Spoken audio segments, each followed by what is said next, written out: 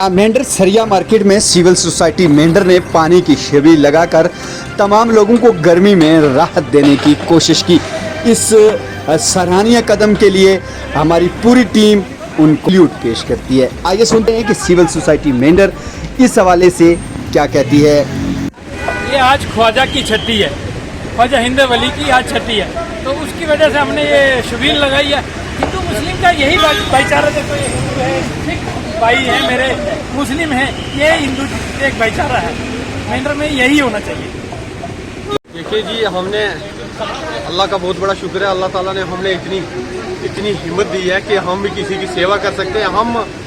हम लोगों को यही पैगाम देना चाहते हैं कि आप हर आदमी की सेवा कीजिए, जैसे भी है सेवा कीजिए। देखो दुनिया में हर जगह पे सेवा करते हैं, लेकिन हम लोग कोशिश करते हैं कि सेवा करें, हमारी आने वाली नस्ल सारे इस चीज़ में इन्वॉल्व हो।